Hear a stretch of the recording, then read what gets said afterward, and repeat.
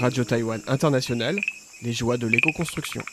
Bonjour à toutes et à tous, c'est Sasa qui vous retrouve pour cette deuxième partie consacrée au mouvement Diqiu Huayuan, le jardin terrestre, qui a été fondé par Elsa Yalei de son nom en chinois. Comme elle l'a expliqué dans le précédent épisode, après avoir suivi des cours de design en permaculture avec Steve Crane, cela fait une dizaine d'années qu'elle promeut un mode de vie s'insérant dans le cycle de la nature.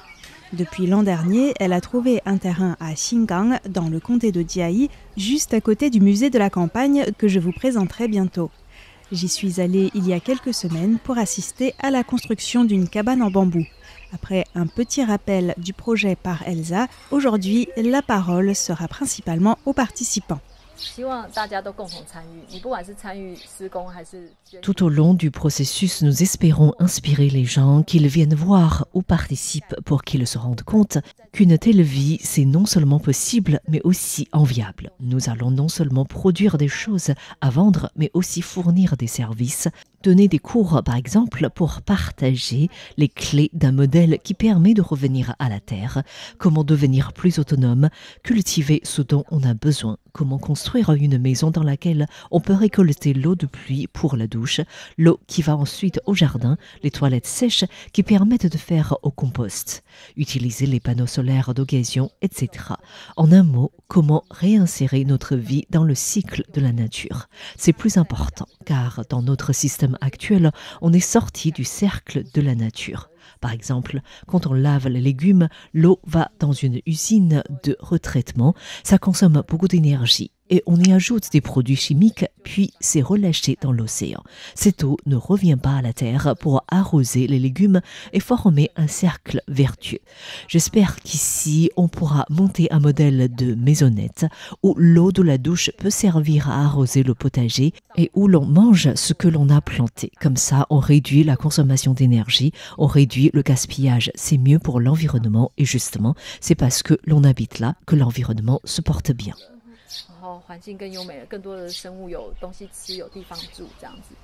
Pour Elsa, ce n'est pas vraiment un éco-village, mais une tentative de créer un nouveau modèle qui pourrait à terme essaimer dans les campagnes taïwanaises pour les redynamiser. Cela offrirait des opportunités d'installation aux néo-ruraux qui n'ont pas les moyens d'acquérir un lopin de terre, tout en tissant des liens avec les villageois qui sont souvent des personnes âgées au fur et à mesure que les campagnes vieillissent. Lorsque j'étais sur place, il y avait 6 personnes qui vivaient là-bas, 3 à venir régulièrement et d'autres qui donnaient un coup de main pour des ateliers ou le week-end. Hao Min s'est installé depuis 1 an. De temps en temps, il travaille encore ponctuellement à l'extérieur en indépendant, mais il nous explique pourquoi il passe maintenant la majeure partie de son temps sur place. J'aime bien cet environnement, le fait qu'on puisse cultiver, apprendre et être plus proche de la terre. Avant, j'habitais en ville. Je voulais me rapprocher de la nature, mais je n'avais pas d'argent pour acheter un lopin de terre. Judy vit aussi à Xingang depuis 1 an. C'est en 2023 que j'ai connu Elsa par les réseaux sociaux et son grand projet qui n'est pas facile à mettre en œuvre. J'ai beaucoup d'estime pour elle. Avant, je voulais vivre ce genre de vie, mais je n'avais pas d'amis qui partageaient cette envie et je pensais que je n'avais pas les compétences. Donc, je continuais à travailler tout en gardant cela dans un coin de ma tête. L'an dernier, Elsa a trouvé cet endroit. Alors, quand c'est devenu de plus en plus concret, j'ai démissionné pour déménager ici où je vis maintenant. Comme je suis célibataire, ça n'a pas été trop compliqué. Pourtant, la vie à Diqiu Huayuan était pour Judy un changement de vie radical et au début, la situation n'était pas du tout idyllique. Je suis une citadine à 100%. Je n'ai pas d'expérience de la campagne.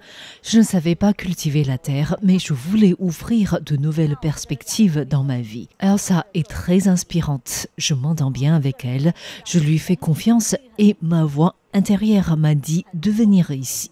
Je n'ai pas trop réfléchi, je suis venue tout simplement. Et j'ai commencé à apprendre. L'an dernier, on était très occupés parce qu'ici, c'était le foutoir, tu ne peux pas t'imaginer. C'était rempli d'objets inutilisables amassés par le propriétaire pendant 20 ans. Nous ne pouvions pas encore habiter sur place. Il a fallu d'abord tout enlever et nettoyer. Ça a duré 4 mois avant de pouvoir nous installer ici. Quand j'y repense, j'ai du mal à réaliser car par rapport à maintenant, c'est le jour et la nuit.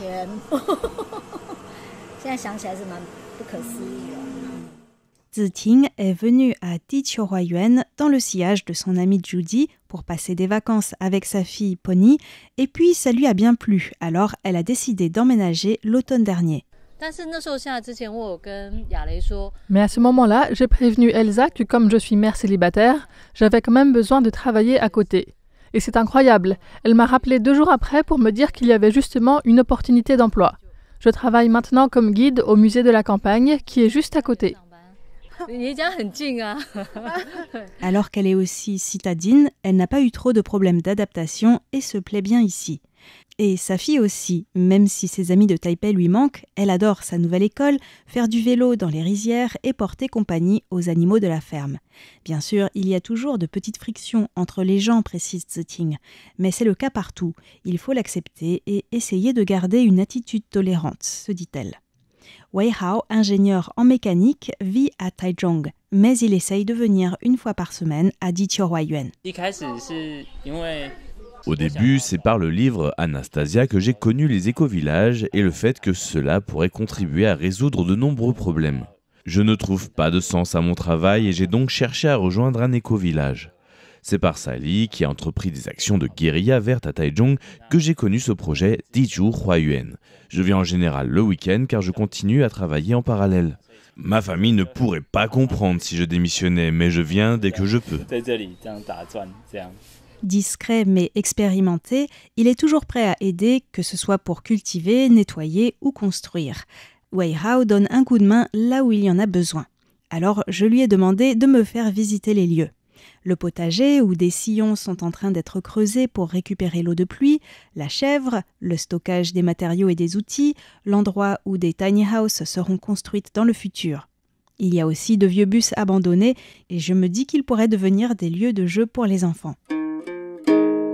Quand je lui demande ce qui pourrait être amélioré, Wei Hao m'explique que ce dont ils auraient le plus besoin, c'est de davantage de volontaires qui puissent venir régulièrement pour acquérir de l'expérience. Florent, un Français qui habite à Wufeng, est aussi parmi les volontaires et sympathisants de Diqiuhuayuan. Il a constaté un intérêt de certains jeunes pour ce type de projet. Et je pense que là, on arrive à une espèce de période critique où des jeunes s'aperçoivent qu'ils n'ont pas envie d'aller bosser dans une usine toute la journée. Par contre, ils ne savent pas utiliser leurs mains. Et ils ne savent pas où se tourner pour utiliser leurs mains.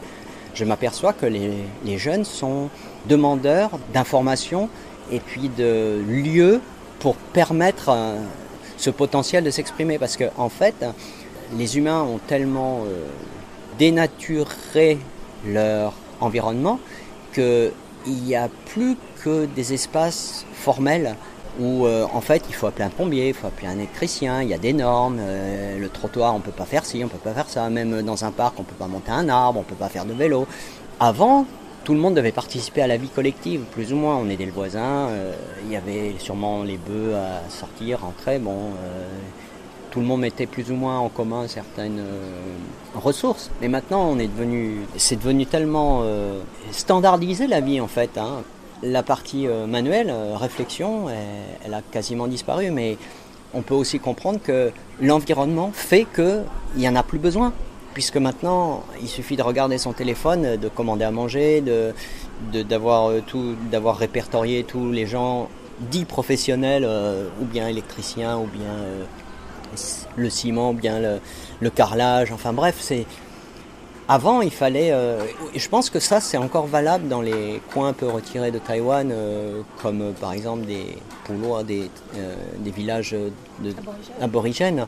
Malgré tout, comme disait Wei Hao, il faudrait que plus de monde vienne aider, ce qui veut dire qu'en réalité, les jeunes qui s'intéressent à ce type de projet, ça reste un phénomène marginal.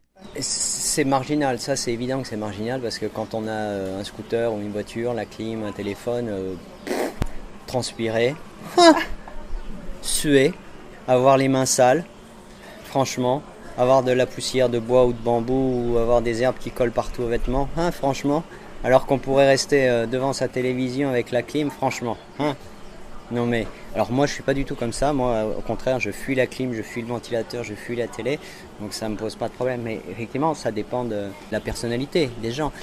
Et c'est pas le tout de créer un environnement propice pour faire ces activités-là, c'est que la vie actuelle fait que, à moins de vraiment lâcher sa vie et de se tourner vers autre chose, il est difficile de jouer sur les deux tableaux. C'est-à-dire que la plupart de ces gens, il faut quand même qu'ils travaillent. Donc ils n'ont qu'un week-end. C'est une question de temps. En tout cas, on peut dire qu'une des choses qui donne envie d'aller donner un coup de main à Dichohuayuan le week-end, c'est qu'on y mange bien et qu'en plus, on sait d'où vient ce que l'on mange. Quand j'étais sur place, il y avait même un volontaire hawaïen d'origine taïwanaise, Fidel, qui était très doué pour la cuisine. Yeah, it's been good. People are friendly and... C'est bien ici, les gens sont sympas. Je suis content parce que je peux cueillir les plantes que je veux dans le jardin et faire la cuisine avec. Je suis intéressé par les plantes sauvages et par un mode de vie sobre. A minimal lifestyle. Les salades préparées par Fidel étaient particulièrement appréciées. Et pour mettre de l'ambiance, il joue aussi du ukulélé. Les gens sont contents d'être ensemble, j'ai remarqué, et de faire des choses ensemble. Mais il n'y a plus tant d'occasions que ça de le faire. C'est assez fabuleux qu'il faille créer de façon un peu artificielle, alors qu'avant, dans la vie de tous les jours, on était obligé. Il fallait préparer à manger, il y avait les petits qui, très tôt, même chez les aborigènes, ce sont des enfants de 10, même pas 10 ans, qui prennent soin de leurs frères et de leurs sœurs. Donc après, il faut aider les parents au champ, avec les bêtes, il faut préparer à manger, il faut préparer le feu. Je pense que c'est une partie de la vie qu'on a un peu oubliée. Donc je trouve que faut que les gens ils aient... Mais comment on peut leur donner envie de sortir pour faire des choses comme ça, sachant qu'ils vont se dire « Ah ben zut, il fait chaud, il va y avoir des moustiques, Et oui, plus on s'habitue au confort, plus c'est difficile de revenir à la terre. J'ai demandé à Elsa comment les gens qui habitent sur place sont sélectionnés et elle m'a dit qu'il n'y avait pas de sélection. Elle n'essaye d'ailleurs pas de les retenir. Si cela leur apporte quelque chose, ils restent. Ceux qui ne sont pas faits pour ça repartent. Simplement, s'il y a une nouvelle personne qui veut s'installer durablement sur place, il faut d'abord que les autres résidents soient tous d'accord. Donc les gens vont et viennent, c'est une manière de fonctionner qui est organique. Les différentes tâches aussi sont organisées comme ça, de manière très flexible. On discute quasiment au jour le jour de ce qu'il y a à faire le lendemain et chacun fait ce pourquoi il est le plus doué ou donne un coup de main là où il manque quelqu'un. Au début, ce n'est pas facile cependant, car l'équipe a dû passer du temps à déblayer les déchets qui étaient entassés sur le terrain avant de pouvoir s'y installer, tout en donnant des cours dans le cadre d'une subvention du ministère de l'Environnement. Des cours qu'Elsa tient à garder à un prix très abordable pour que ce soit ouvert à tous. En attendant que le lieu soit plus développé et puisse accueillir des activités artisanales, maraîchères ou éducatives qui rapportent des revenus plus conséquents et permettent de construire des tiny houses pour avoir plus d'intimité, les résidents vivent sur leurs économies et sur un pot commun. Elsa nous explique. On met de l'argent en commun pour payer l'électricité, les matériaux, les outils, la location de la terre. On organise des marchés, on donne des cours à l'extérieur, des visites guidées. Ça ne représente pas beaucoup de revenus, mais avec ça, on arrive à vivre. Et on n'arrive même pas à manger tout ce que l'on plante, sans compter les voisins qui nous donnent sans cesse des légumes. Je me suis rendu compte qu'à la campagne, on ne meurt pas de faim. En ville, en revanche, on est obligé de payer chaque repas. Les dépenses de nourriture, loyer et transport sont incompressibles.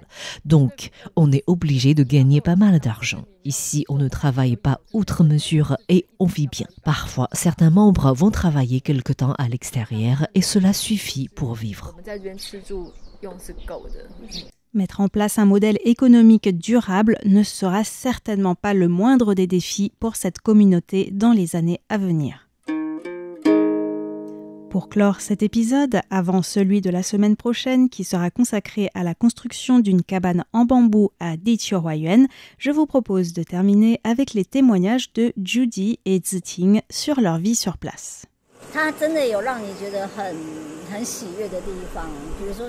Par certains aspects, cela rend heureux. Le matin, on se réveille avec le chant des oiseaux.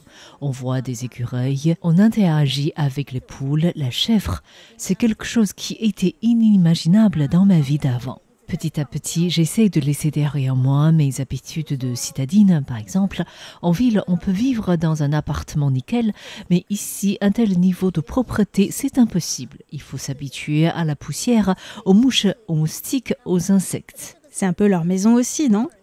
Oui, c'est chez eux. J'ai réalisé que c'était à moi de m'adapter. Au début, c'était un peu difficile, mais maintenant, je m'y suis habituée, d'autant plus que c'est moi qui l'ai voulu.